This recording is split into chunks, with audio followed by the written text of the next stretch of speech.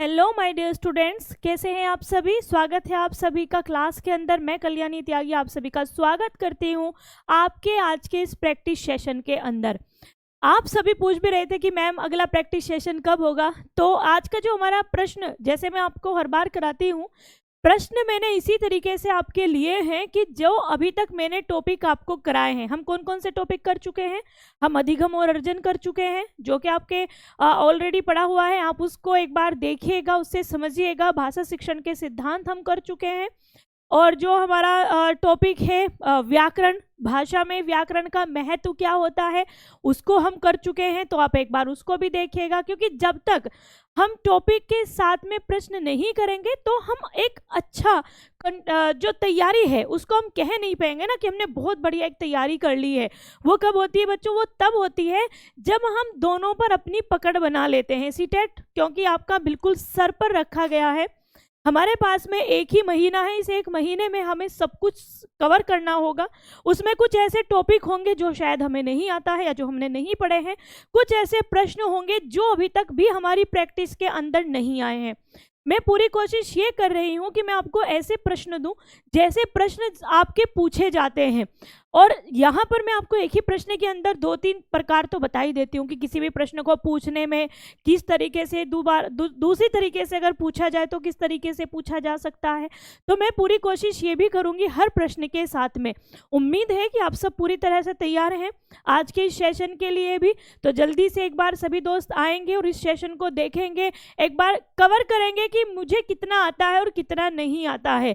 जो भी आपके कोई ऐसी रिक्वायरमेंट होगी कि मैम मुझे इस वाले टॉपिक से ज़्यादा प्रश्न चाहिए या मुझे इस तरह के प्रश्न समझ में नहीं आते हैं, उसमें गद्यांश भी हो सकता है, आपका पद्यांश हो सकता है, कुछ ऐसे प्रश्न हो सकते हैं जो किसी हमारे व्याकरण पर आधारित हो सकता है, क्योंकि अभी हमारी और भी बहुत सारी चीज़ें हैं जो सीटेट में ऑलरेडी ऐड कर दी गई है, जैसे अलंकार वगैरह भी है। तो जो भी आपका ऐसा टॉपिक है जिस पर आपको ये लगता है कि मैम इसको एक बार और करा दो, जिससे हम अपने सीटेट में एक बढ़िया अपना मार्क्स बना सकते हैं, एक नंबर बना सकते हैं, जो हम अपना एक सपना लेकर चलते हैं कि कम से कम 120 प्लस हमारा आ जाए। क्यों ये तो मत सोचिएगा कि मेरे बस 82 आ जाए, मैं तो एससी से या ओबीसी में जनरल में बस 90 आ जाए, ये मत सोच कर चलिएगा।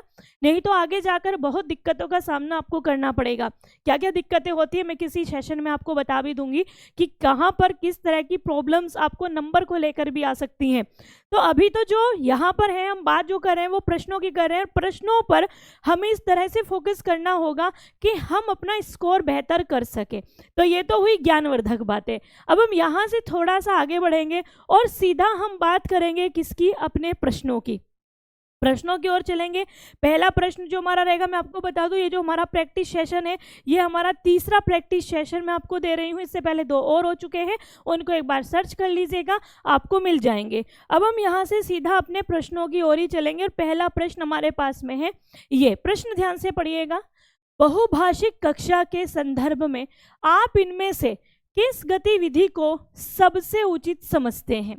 अब हमारे पास में इन्होंने कहा एक बहुभाषीय कक्षा है, हमें संदर्भ में समझना है कि ये कौन सी गतिविधि आप कराओगे जो आपको सबसे बेहतर लगेगी। पहला है स्वतंत्र शब्द को आप 10 बार लिखवाओगे। इससे क्या होगा? बच्चे की जो भाषा है उस पर बहुत अच्छी पकड़ बना लेगा और उसके जो एक तरह से बोले ना, भाषा पर जो एक अभिव्यक्त करने की जो चीज़ होती है या उसको ग्रहण करने की चीज़ होती है, इसको आप बेहतर तरीके से समझ पाएंगे, यानी कि बच्चा उसको समझ जाएगा। यह सूर्यास्त हो गया वाक्य को 10 बार लिखिए। अगर आप ऐसा कराते हैं तो आपको पता चलेगा कि बच्चा कितने अच्छे से अपनी बात को अभिव्यक्त कर सकता है, कितने अच्छे से भाषा को सीख रहा है और उसको प्रेजेंट कर रहा है आपके सामने। फिर है हिंदी पाठों में आए चिड़िया, पुस्तक, कुआं को आपकी भाषा में क्या कहते हैं? बहुभाषीय कक्षा है हमारी, भाषा की हम बात करेंगे। हमें कोई ऐसी चीज़ें यहाँ पर दिखानी है कि जिसमें ज़्यादा से ज़्यादा बच्चे क्या है, भाग ले सके, अभिव्यक्त कर सके, प्रेजेंट कर सके, चीज़ों को ग्रहण कर सके। तो हमने एक बार कहा कि हम ये वाला अपना लेंगे कि भाई इन वाले शब्दों को आपकी भाषा में क्या कहेंगे, या लट खत शब्दों के हिंदी रूप कंठस्थ करवाएंगे बच्चों से कि भाई आप इनको कंठस्थ करें। इसे भी आप एक बहुत अच्छी गतिविधि समझते हैं। 4 गतिविधियां हमारे पास में हैं, इनमें से सबसे अच्छी गतिविधि आपको क्या लगती है? कक्षा हमारी बहुभाषीय है, कि अलग अलग भाषाओं के मातृभाषाओं वाले बच्चे यहाँ पर हैं, तो आपको सबसे अच्छी गतिविधि कौन सी लगेगी?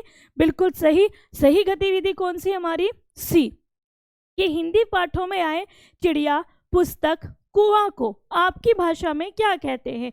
इससे क्या होगा, हर बच्चे को क्या होता है, यहाँ पर अभिव्यक्ति का एक अवसर मिलेगा, राइट? क्योंकि हर बच्चा बताएगा कि हमारी भाषा में चिड़िया को ये कहा जाता है, या हमारी भाषा में पुस्तक को ये कहा जाता है, कुआं को ये कहा जाता है। तो वहाँ पर हर बच्चे को अभिव्यक्ति का अवसर मिलेगा।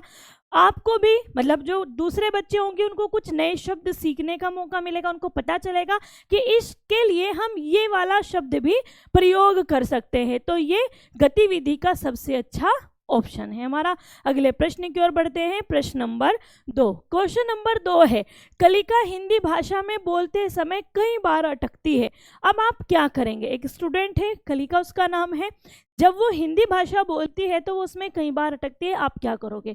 उसे प्रवाहपूर्ण अभिव्यक्ति के नमूने सुनाएंगे और कहेंगे कि उसे भी हूबहू ऐसे ही बोलना है, या कक्षा के बाकी बच्चों से कहेंगे कि कलिका के समक्ष प्रवाहपूर्ण अभिव्यक्ति के नमूने प्रस्तुत करें, या कक्षा में केवल कलिका को ही बार बार बोलने के लिए कहेंगे, या धैर्य रखते हुए उसे सहज अभिव्यक्ति के लिए आप प्रस्तुत करेंगे। बिल्कुल करेक्ट आंसर हमारा डी है कि धैर्य रखते हुए उसे सहज अभिव्यक्ति के लिए हम प्रस्तुत करेंगे। वो बार बार अटक रही है ना वहाँ पर, तो हम क्या करेंगे? हम खुद से धैर्य रखेंगे और उसे हम सहज अभिव्यक्ति के लिए प्रोत्साहित भी करेंगे कि आप आराम से अपनी बात को रख सकते हैं, राइट? तो आगे बढ़ेंगे अगले प्रश्न की ओर, प्रश्न नंबर 3। क्वेश्चन नंबर 3 है, कक्षा में मौजूद बहुभाषिकता, जो हमारी कक्षा के अंदर बहुभाषिकता होती है, अलग अलग भाषाओं के बोलने वाले जो बच्चे वहाँ पर विद्यमान हैं, उपस्थित हैं, वो क्या हैं? भाषा शिक्षण में वे बाधक हैं, यानी कि भाषा शिक्षण के अंदर जो बहुभाषिकता है वो बाधा का कार्य कर रही है। भाषा शिक्षण में एक संसाधन के रूप में प्रयुक्त हो सकती है, या बच्चों को लक्ष्य भाषा सीखने के लिए हतोत्साहित करती है, या शिक्षक के लिए एक जटिल और कठिन चुनौती है। मैंने आपको एक सीरीज चलाई हुई है कठिन शब्दावली की, तो उसमें मैं ये वाले शब्द भी डालूंगी कि जब किस प्रकार का शब्द आए आपको कौन सा नेगेटिव सेंस में लेना है, कौन सा पॉजिटिव सेंस में लेना है, और आपको किस तरह से उसका उत्तर करना है। तो जो बहुभाषिकता है, देखो वो बाधक तो नहीं है। आप अलग अलग भाषाओं के गाने सुनते हैं, ठीक है, अलग अलग भाषाओं में चीज़ों को समझने की कोशिश करते हो, तो ये बाधक तो नहीं है ना, ये तो साधन का काम करता है, तो ये तो गलत हो गया। भाषा शिक्षण एक संसाधन के रूप में हम इसे प्रयुक्त कर सकते हैं। जैसे अभी हमने कहा ना कि आपकी भाषा में इन शब्दों को क्या कहते हैं, तो ये संसाधन का काम करेगा। ये बच्चा अभिव्यक्त भी करेगा और कोई दूसरा बच्चा उससे किसी नए शब्द को ग्रहण भी करेगा, तो ये संसाधन के अंतर्गत आएगा। बच्चों को लक्ष्य भाषा सीखने के लिए हतोत्साहित कहा है। हतोत्साहित शब्द का मतलब होता है हत, उत्साहित, यानी कि उत्साह से अलग करने वाला, ठीक है। हमने यहाँ पर हतो उत्साहित कहा है, तो ये किस में जाएगा? निगेटिव सेंस में चला जाएगा, ये भी हमारा गलत हो जाएगा। शिक्षक के लिए एक जटिल और कठिन चुनौती है, ये भी हमारा गलत हो जाता है। आगे बढ़ेंगे अगले प्रश्न की ओर। नेक्स्ट क्वेश्चन, माधुरी पढ़ते समय कभी वाक्य शब्दों की पुनरावृत्ति करती है, इसका यह भाषाई व्यवहार क्या दर्शाता है? वो क्या करती है? जब कोई वाक्य आए या शब्द आए उसकी पुनरावृत्ति कर देती है, मतलब उसको दोबारा दोबारा भी पढ़ने की कोशिश करती है, बार बार पढ़कर भी देखती है। तो इसका कारण क्या है? इसका यह भाषाई जो व्यवहार है वो क्या दर्शाएगा?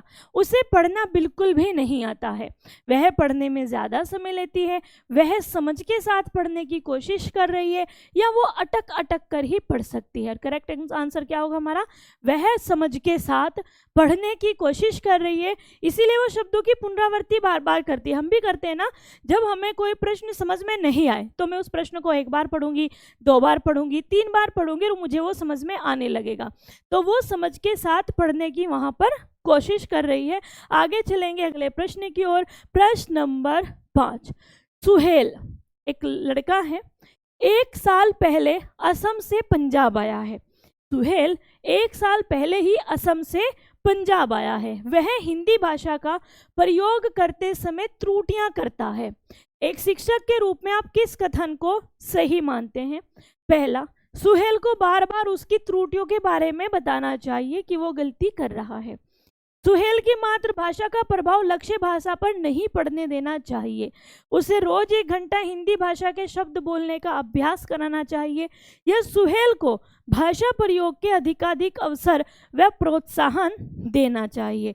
प्रोत्साहित करना, हतोत्साहित करना, दो अलग अलग हो गए ना शब्द। प्रोत्साहित पॉजिटिव में आता है, हतोत्साहित निगेटिव में आता है। तो यहाँ पर है सुहेल को हम भाषा प्रयोग के ज़्यादा से ज़्यादा अवसर देंगे और उसको प्रोत्साहन देंगे कि आप इसको बोल सकते हैं, कर सकते हैं, अच्छे से कर सकते हैं, सही से कर सकते हैं। तो यहाँ पर उत्तर क्या होगा आपका? डी। भाई वो क्या कर रहा है ना, हिंदी बोल रहा है जब, तो वो क्या करता है, वहाँ पर गलतियाँ कर रहा है, त्रुटियाँ कर रहा है। पहली बार आया ना, रहता कहाँ है? असम में। वहाँ तो वैसे ही थोड़ा सा हिंदी का, मैंने आपको बताया था ना, मेरी एक फ्रेंड है आसाम से हैं, वो इस तरह से बात करती हैं, तो उनको दिक्कतों का सामना करना पड़ा है। तो हम उनको ज़्यादा से ज़्यादा प्रयोग करने के शब्दों को क्या करेंगे, हम वहाँ पर उनको अवसर देंगे और उनको प्रोत्साहित भी करेंगे। अगला प्रश्न, प्रश्न नंबर 6। प्रश्न 6 है, भाषा सीखने में होने वाली त्रुटियां। जो हम भाषा सीखते हैं और उस समय पर जो त्रुटियां होती हैं वो भाषा प्रयोग की असफलता की ओर संकेत करती हैं। भाषा सीखने की प्रक्रिया के स्वाभाविक पड़ाव हैं, सही नहीं है, इनके प्रति कठोर रवैया अपनाना चाहिए। बच्चे शिक्षक पाठ्यक्रम आदि की असफलताओं की संकेतक हैं।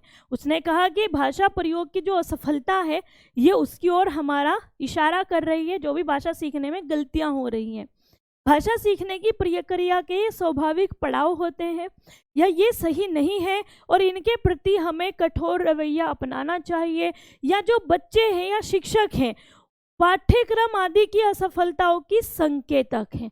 तो बल्कि सही क्या है, जब भी हम कुछ सीखते हैं, ये तो भाषा की बात है, या हम कुछ और भी, आप खाना बनाना भी सीखेंगे, ठीक है, आप सिलाई करना सीखोगे, आप पढ़ना सीखोगे, कुछ भी है, किसी भी कार्य को जब आप पहली बार करते हो या उसको सीखने की कोशिश करते हैं तो उसमें जो होने वाली त्रुटियां हैं ये उस प्रक्रिया के स्वाभाविक पड़ाव हैं। भाई हम गलतियां, कुछ भी नया सीखने में गलतियां होना स्वाभाविक होता है। ये आपके किसका नहीं इशारा करते कि आप फेलियर हैं, इस ओर इशारा नहीं करते हैं, ये इशारा नहीं करते हैं आपकी असफलताओं की ओर।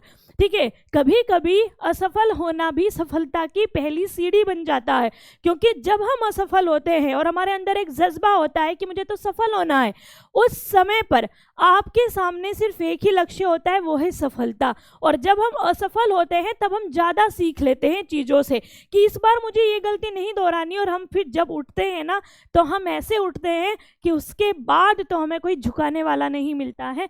तो जो असफलता है या जो हमारी गलतियां हैं वो एक स्वाभाविक पड़ाव है, उसको लेकर कभी भी हमें हतोत्साहित नहीं होना चाहिए। आगे बढ़ेंगे अगले प्रश्न की ओर। प्रश्न नंबर 7, रागिनी हमेशा हैंड पंप को चापाकल बोलती है, एक शिक्षिका के रूप में आप क्या करेंगी? एक स्टूडेंट है, उनका नाम रागिनी है, वो हैंडपंप को हमेशा चापाकल बोलती हैं, तो एक शिक्षिका के रूप में आप क्या करोगी? रागिनी को कोई समझाएंगे कि यह चापाकल नहीं है, हैंडपंप है, मतलब आप उसको बार बार कहोगे कि ये नहीं है, ये है। तो हम किसी भी बच्चे को जबरदस्ती नहीं सिखा सकते, राइट। संपूर्ण कक्षा को बताएंगे कि हैंडपंप को चापाकल भी कहा जाता है। उसे डांटेंगे कि उसने गलत शब्द का प्रयोग किया, या उसकी तरफ हम कोई भी ध्यान नहीं देंगे। हम यहाँ पर क्या करेंगे, हम बाकी सभी को बताएंगे, पूरी कक्षा को, कि हैंडपंप को चापाकल भी कहा जाता है। तो इससे क्या होगा, उनको पता चलेगा कि इसका एक रूप ये भी है। और ये एक शिक्षक के रूप में आपका एक कर्तव्य बनता है कि उससे हम बाकियों को भी रूबरू कराएंगे। ये बहुभाषिकता के कारण हमारा होता है। अगला प्रश्न, नेक्स्ट प्रश्न है, सुहेल को पढ़ने में कठिनाई होती है लेकिन उसका अवबोधन पक्ष बेहतर है, तो सुहेल की समस्या क्या है? किसमें कठिनाई हो रही है? पढ़ने में। तो उसको डिस्ग्राफिया है, डिसलेक्सिया है, डिस्कैल्कुलिया है या डिप्रेशन है? डिस्ग्राफिया, ग्राफ करना मतलब लिखना, तो ये हमारा किससे? लिखने से संबंधित है। डिसलेक्सिया हमारा किससे? पढ़ने से संबंधित है। ठीक है। डिसकैलकुलिया हमारा किससे, गणना से संबंधित है, और हमसे पढ़ने में होने वाली कठिनाई का पूछा गया है, उत्तर होगा बी, ये होगा आपका डिसलेक्सिया। करेक्ट। आगे बढ़ेंगे अगले प्रश्न की ओर। नेक्स्ट क्वेश्चन है हमारा, एक समावेशी कक्षा में कविता पढ़ाने के लिए आप क्या करेंगे। आपके पास में एक समावेशी कक्षा है, हर तरह का बच्चा आपके पास में बैठा हुआ है और आपको वहां पर कविता पढ़ाना है। आप क्या करोगे। पहला काम, कविता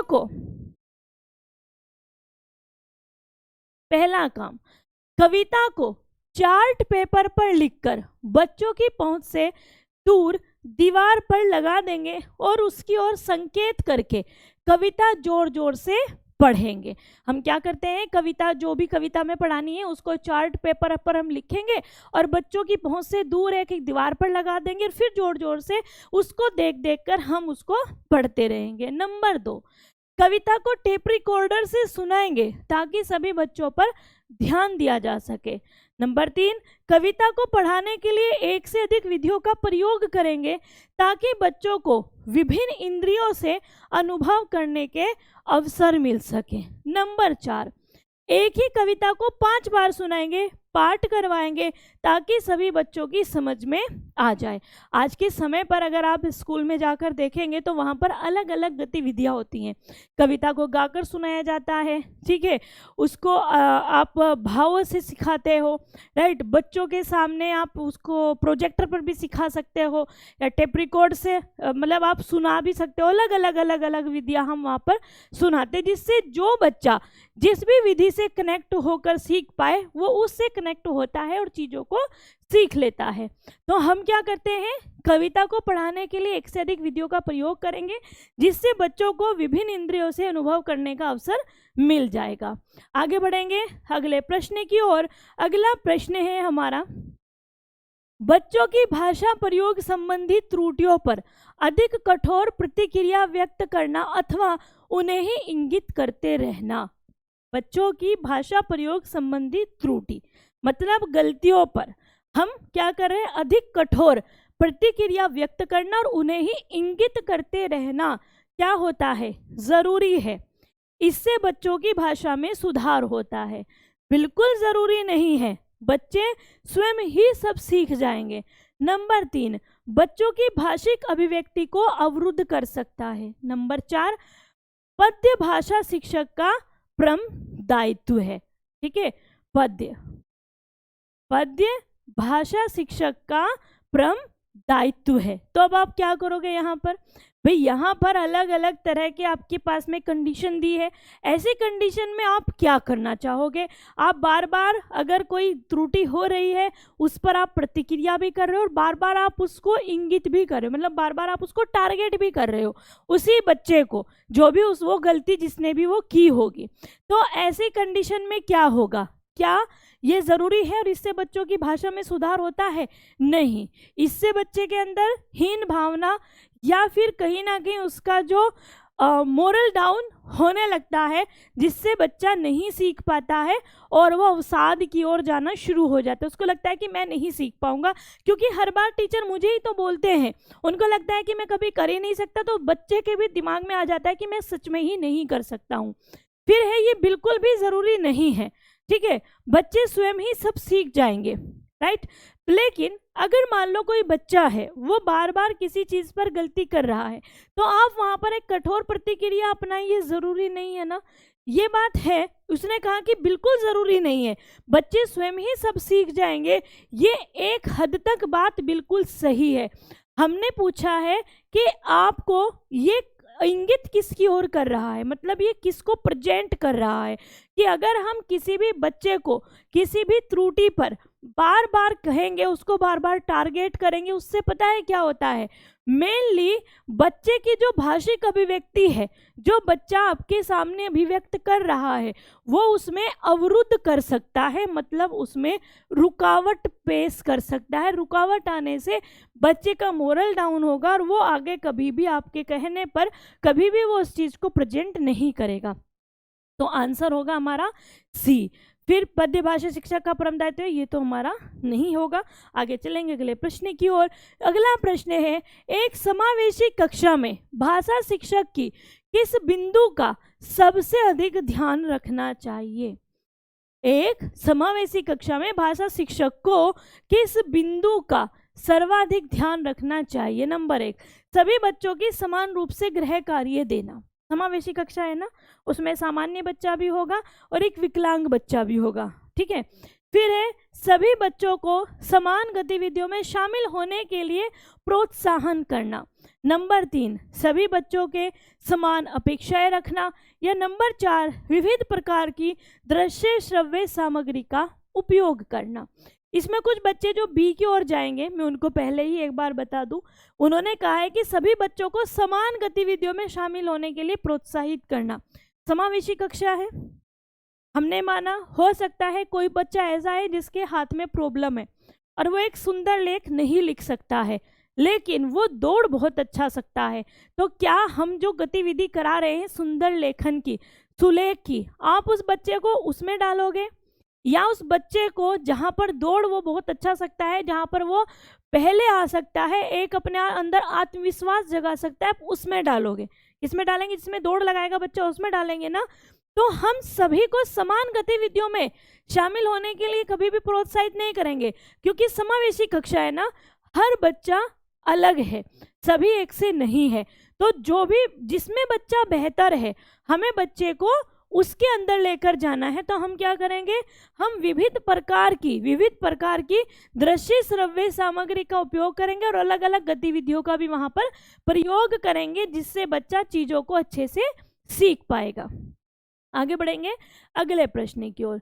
नेक्स्ट क्वेश्चन, रूपा बड़े समूह के सामने अपनी बात कहते समय अटकती है, एक शिक्षक के रूप में आप उसकी सहायता कैसे करेंगे?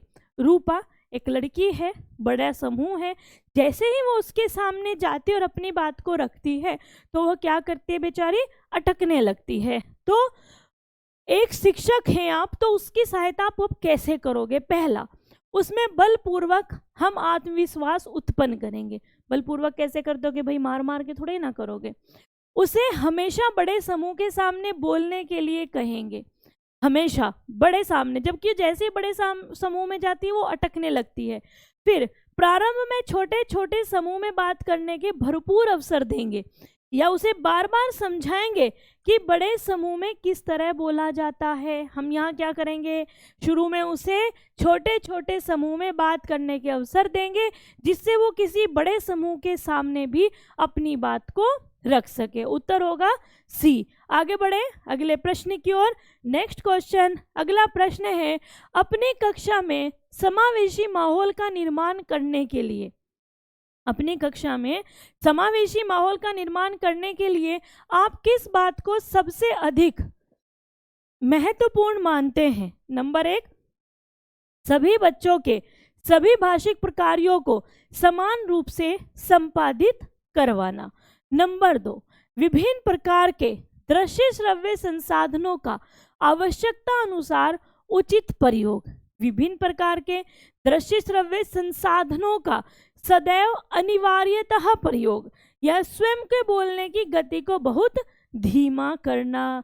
हम क्या करेंगे, सबसे अधिक किसको मानोगे भाई आप?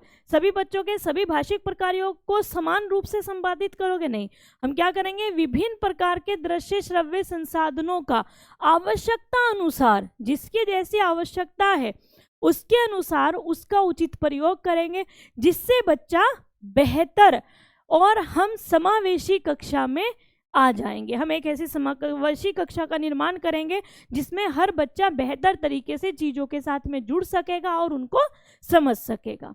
आगे बढ़ेंगे अगले प्रश्न की ओर। अगला प्रश्न है, सतीश 7वीं कक्षा का विद्यार्थी है, वह निबंध करते समय लिखते समय कुंजी या गाइड से रटी हुई भाषा का प्रयोग करता है। इसके कारणों में सबसे कमजोर कारण हो सकता है, सबसे कमजोर है सतीश, कौन सी बात में सबसे कमजोर लगता है आपको? पहला, कि सृजनात्मक लेखन की शिक्षण पद्धति उसकी उचित नहीं है, इस चीज में वो कमजोर है, या उसकी मौखिक भाषा बेहद कमजोर है, या उसकी लिखित भाषा पर पकड़ नहीं है, या उसमें विचार करने की सामर्थ्य नहीं है। अगर कभी इस तरह का कोई प्रश्न आए जहां पर कोई भी कुंजिया गाइड से रटकर कोई भी प्रश्न का उत्तर कोई भी बच्चा अगर दे रहा हो तो इसका मतलब हमारा क्या आएगा कि उसमें विचार करने की सामर्थ्य नहीं है, वो अपने आप से विचार करके उस पर अपनी अभिव्यक्ति नहीं रख सकता है, अपनी बात को अभिव्यक्त नहीं कर सकता है, और ये उसका सबसे कमजोर कारण में जाता है। आगे चलेंगे अगले प्रश्न की ओर। नेक्स्ट क्वेश्चन, संदर्भ के अनुसार शब्दों के उपयुक्त चयन संबंधी त्रुटियों को दूर करने के लिए सबसे कारगर तरीका क्या है? विविध शब्दों का वाक्य प्रयोग करवाना, व्याकरण की विविध पुस्तकें पढ़ाना, विविध शब्दों की सूची याद करवाना, विविध भाषा प्रयोग से परिचित कराना। करेक्ट आंसर क्या होगा? इसमें कुछ बच्चे जाएंगे डी की ओर, कुछ जाएंगे ए की ओर। ठीक है, कोई दूसरे भी ऑप्शन पर जा सकता है। हमने कहा सबसे कारगर तरीका, ठीक है, जो भी चयन संबंधी त्रुटियां हैं उनको हमें दूर करना है, मतलब जो भी बच्चे की त्रुटियां हैं उनको दूर करना है। इनमें से बेहतर ऑप्शन हमें चूज करना है कि अगर हम इसका प्रयोग करें तो हम उनकी त्रुटियों को, गलतियों को ज़्यादा से ज़्यादा दूर कर सकते हैं। जो 4th नंबर पे जा रहे हैं पहले उनकी सुन लेते हैं। जो विविध भाषा प्रयोग से परिचय, सिर्फ परिचय मात्र करवाने से ही, परिचय करवाने से ही हम गलतियों को दूर नहीं करवा सकते हैं। गलतियां दूर कब होंगी? जब वो उनका प्रयोग करेगा। ज़्यादा से ज़्यादा भाषा का प्रयोग करने से, परिचय से नहीं, तो हम विविध शब्दों का वाक्य प्रयोग करवाएंगे जिससे हम त्रुटियों को दूर कर सकेंगे और कम समय में जल्दी से बच्चे को अच्छी चीज़ें हम सिखा सकेंगे। आगे बढ़ेंगे अगले प्रश्न की ओर। अगला प्रश्न है, किस तरह के बच्चों को हिंदी सीखने में अधिक कठिनाई का सामना करना पड़ेगा? कैसे बच्चों को हिंदी सीखने में सबसे ज़्यादा कठिनाई का सामना करना पड़ेगा? जिनकी मातृभाषा सरल है, जिनकी मातृभाषा हिंदी से भिन्न है, जिनकी मातृभाषा हिंदी के समान है, या जिनकी मातृभाषा मानक हिंदी नहीं है। भाई कैसे बच्चे हैं जिन्हें सामना करना पड़ेगा हिंदी सीखने में सबसे ज़्यादा कठिनाई का?